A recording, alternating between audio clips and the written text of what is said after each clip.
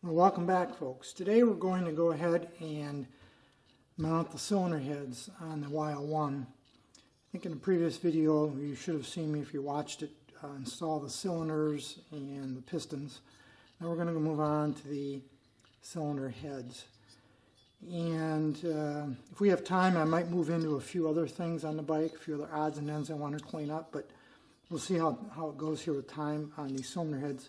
Seems like my videos always end up taking me longer than what I think going in. So we'll see whether we get beyond the cylinder heads or not. Before we talk any further about the cylinder heads, just want to share with you that I picked up an additional camcorder for my video work. I'm looking for a relatively inexpensive second camera for a while. And this will stay permanently mounted on my camera stand that I move around the shop. And then the one you're watching this video with will stay permanently mounted above the bench. That way I don't have to keep moving the same camera back and forth and re-rigging it. So this is relatively inexpensive. It was used. I'm a real fan of Panasonic equipment. I've got a Panasonic TV, big screen TV in the house. In fact, everything in the house I think is Panasonic.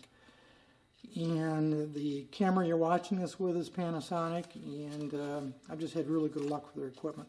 This is not a high-end camera, but it is full HD, and the next step up, of course, would be 4K, which maybe someday, but I'm not going to worry about that right now.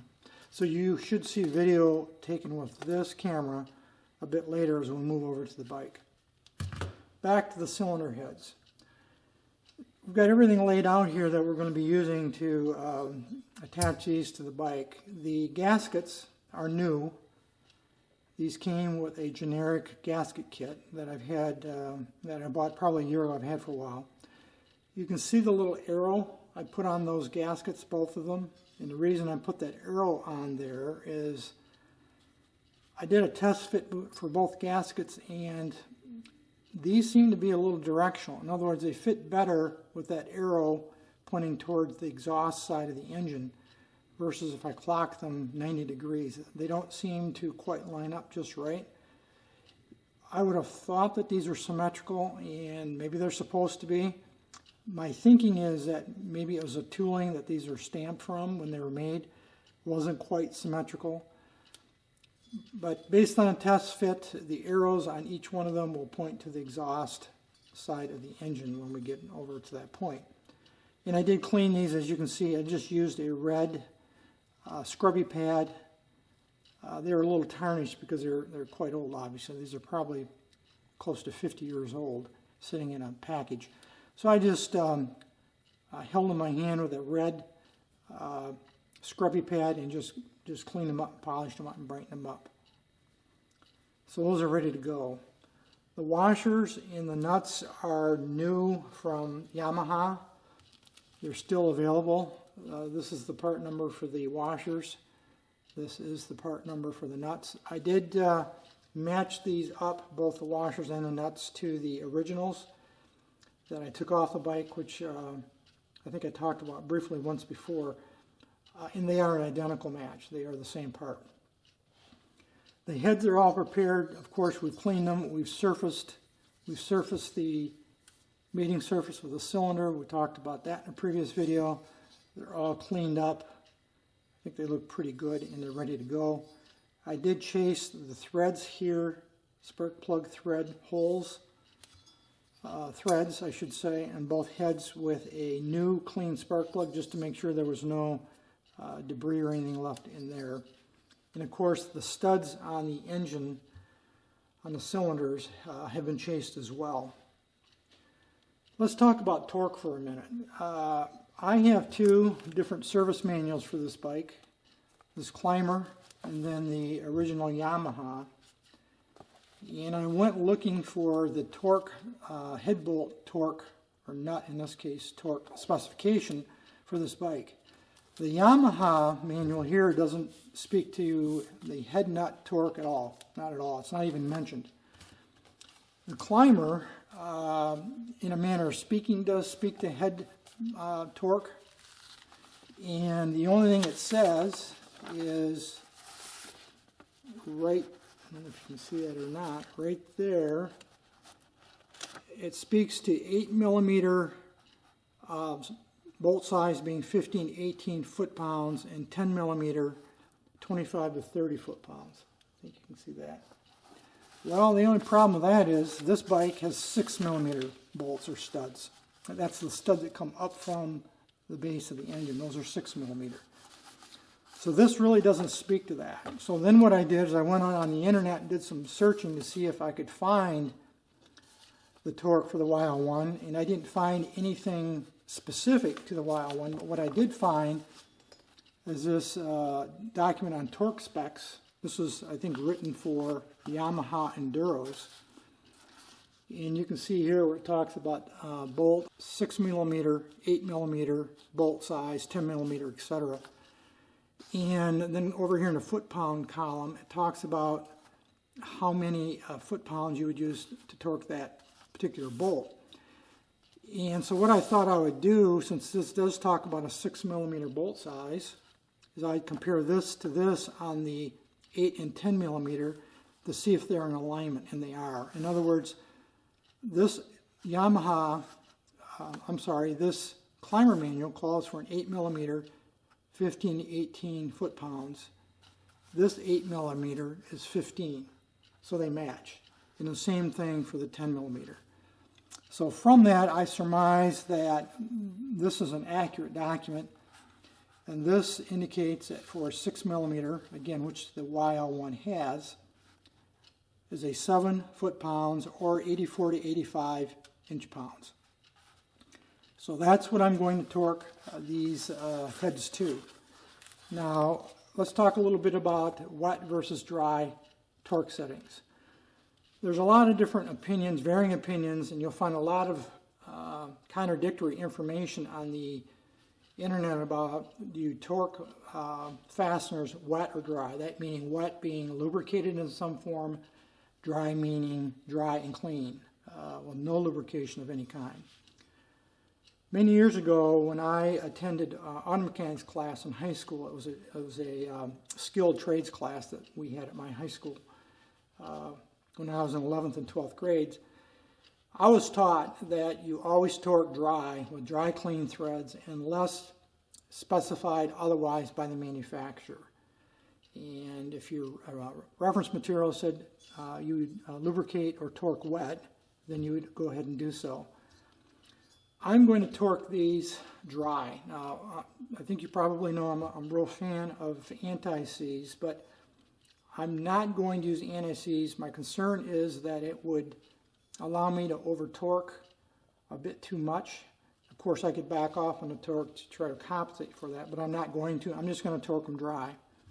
And since the threads are clean and been chased on the studs, and these are brand new nuts, I think we'll be fine.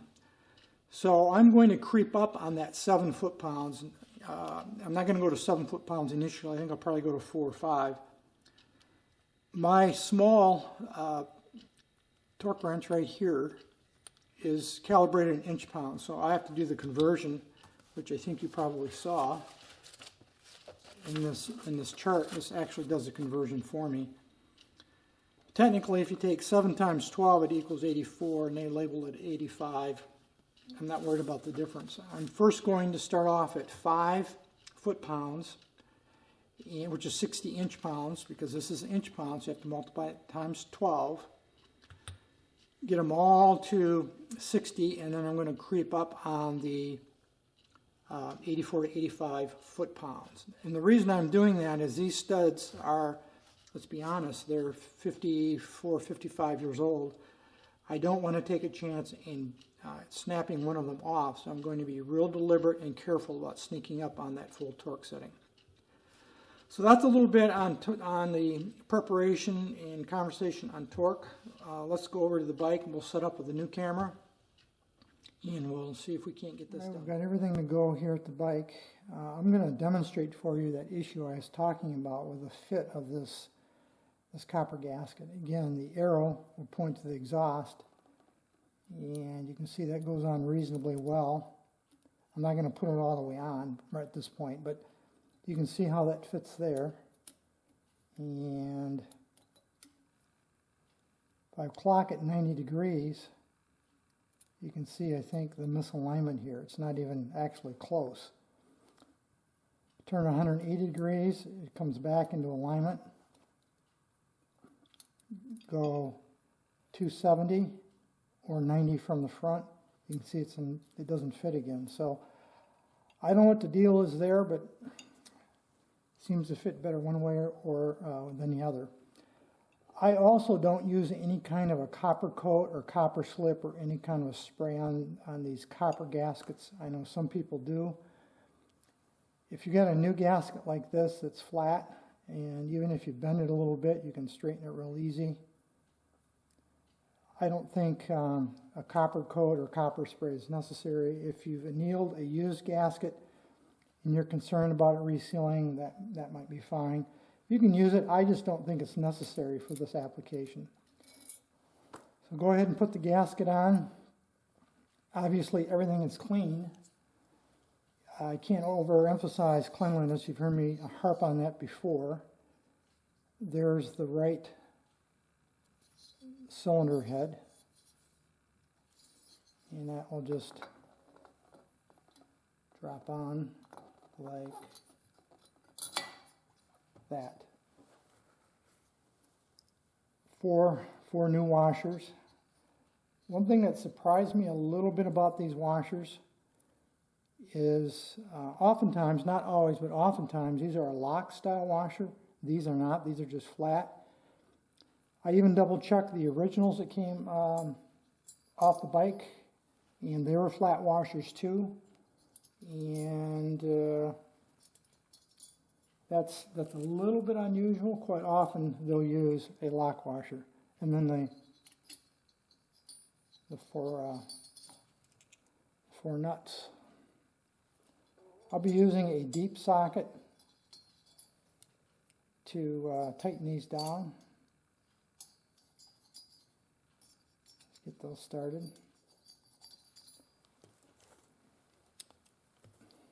I'm just going to run them down with the socket, finger tight, like that.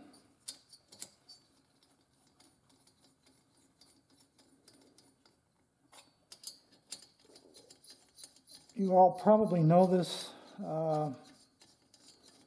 next piece of advice, but make sure when you torque down your head bolts, you do it in a crisscross pattern. In other words, you don't work in a circle, you work crisscross like that to pull the head down evenly. I think those are all about finger tight. On this particular application, where you start isn't important. On some engines, larger engines, car engines, multi-cylinder engines that have cast, the heads are cast in one block. The pattern and where you start, usually start in the middle and work your way out, is important. On this engine, it's not something to be concerned about. I've got my torque wrench set at 5 foot-pounds or 60 inch-pounds. I'm going to start right here for no particular reason and just gently start working my way around. I'm not intending to bring it up to full torque necessarily right away. I'm just trying to equally and evenly tighten those nuts.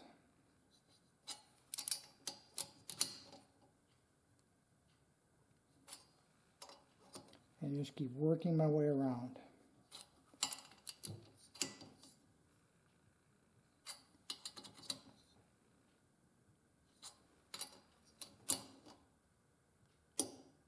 So there's the first one to kick out at 60 inch-pounds. That one kicked out. That one kicked out. That one kicked out. So now I'm going to bump my torque wrench up to 84, I believe.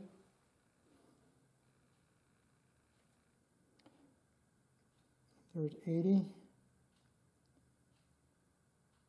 right there.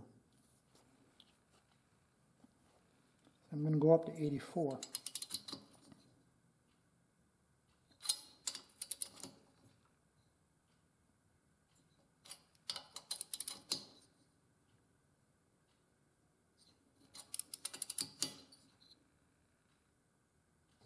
not a lot of torque.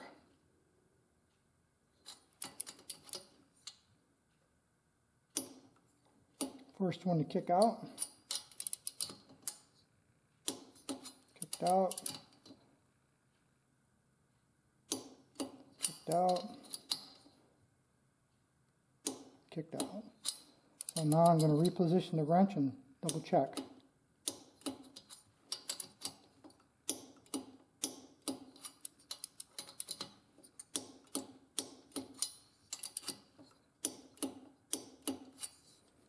That cylinder is done. I'll position the camera on the other side and we'll finish up on the left side. Everything's been cleaned. Arrow pointing towards the exhaust. That one fit real easy. Everything on the cylinder head's been cleaned.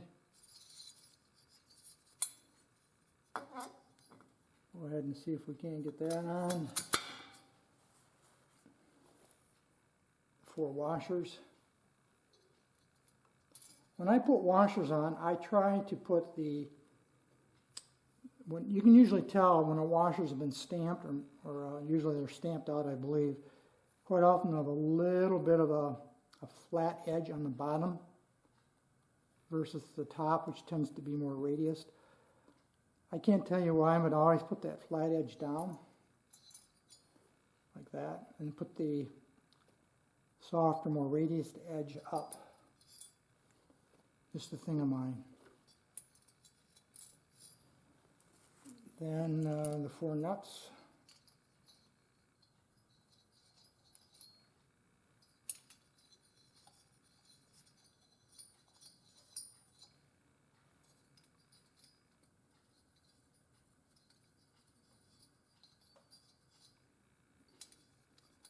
Torque wrench has already been adjusted down to 60 inch-pounds. That'll be our first stop as we creep up.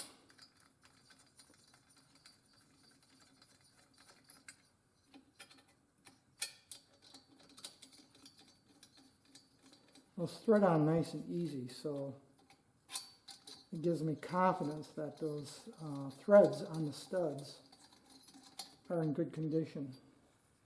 They should be. I've chased them, I think, twice. Again, 60 inch-pounds. I'm going to start here and work my way around, again in a crisscross pattern.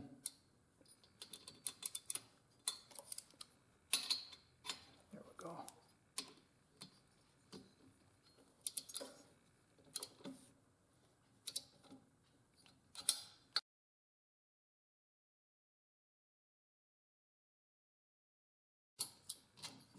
That copper gasket underneath there is being deformed to the shape of the particulars of that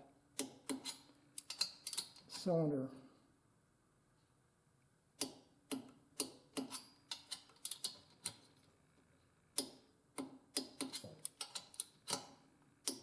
Okay, all of them are up to 60. Now I'll go to 84. My wrench.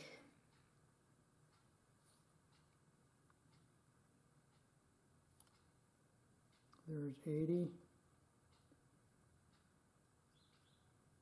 4. It's just a lock nut on the end. And we'll do the same thing again.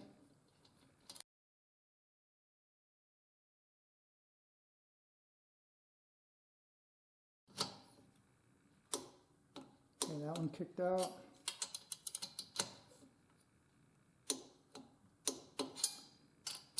That one. That one. Now I'm just going to go around and check them all.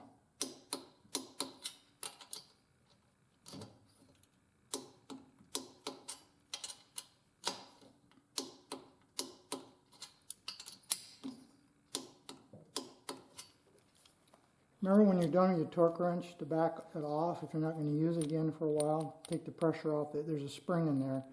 Take the pressure off the spring so that it doesn't mess up your calibration. So the cylinder heads are on. Now there won't be any compression because I don't have spark plugs in there. So let's just turn it over and See if everything feels okay. It feels just fine. I can't kick it over because I don't have the kickstart on, because I don't have the right side cover on, which has to go on before the Kickstarter does. The next major thing I think I'm going to work on is going to be the carburetors, and that'll be fairly extensive, probably multi-part series to rebuild those carburetors. They're in pretty grubby shape, as you would expect. I'm going to go ahead and install a new pair of NGK spark plugs. These are B7HS, which is the same plug that came out of the bike originally when I got it. The recommended plug is a B7HZ as in zebra, which are a little rare, a little hard to find. I know they're out on eBay. I don't know if NGK makes them anymore, but this is an improved alternate. Put a little oil on the threads, and I did gap it to 20-21 thousandths of an inch. The manuals call for 20 to 23 thousandths, so I'm right spot on with that. So we'll go ahead and spin these two plugs in.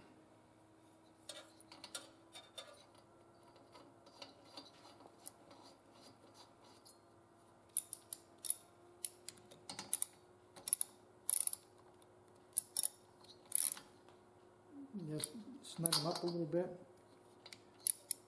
I can't tell you how many spark plugs I have taken out of bikes over the years, or all kinds of equipment.